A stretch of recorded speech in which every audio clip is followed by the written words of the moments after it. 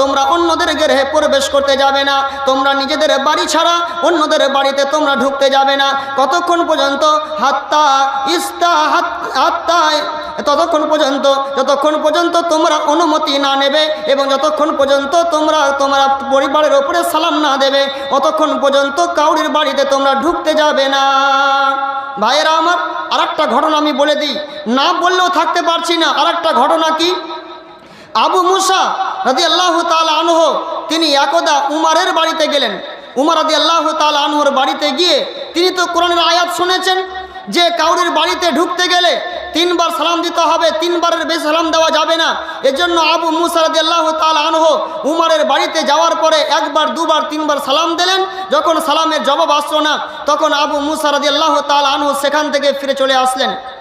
বেশ কিছুক্ষণ পর উমর হয়তো ভাবছেন যে হয়তো আবু মুসা ঢুকে যাবে, এই জন্য তিনি আর কিছু বলছেন না। আসলে উমর রাদিয়াল্লাহু তাআলা আনহু এই আয়াতটা তিনার কানে এখন পর্যন্ত পৌঁছায়নি, যার জন্য তিনি আর কিছুই বললেন না যে হয়তো আবু মুসা সালাম দিল, আবু মুসা হয়তো ঢুকে যাবে। যখন কিছুক্ষণ লেট হয়ে গেল তখন তিনি করলেন কি, একজনকে বলে উমর রাদিয়াল্লাহু তাআলা আনহু, দেখো তো আবু মুসার গলার আওয়াজ পেলাম, অথচ আবু মুসাকে এতক্ষণ পর্যন্ত আমার বাড়ির ভিতরে পরিবেশও দেখছি না, কারণটা কি? তিনি যদি দেখলেন তো আবু মুসা রাদিয়াল্লাহু তাআলা আনহু আর তিনি এখানে নেন চলে গিয়েছেন। তার পরের দিন কিংবা কিছুদিন পর হঠাৎ একদিন রাস্তাতে উমর রাদিয়াল্লাহু তাআলা আনহুর সঙ্গে আবু মুসার সাক্ষাৎ হয়ে গেল।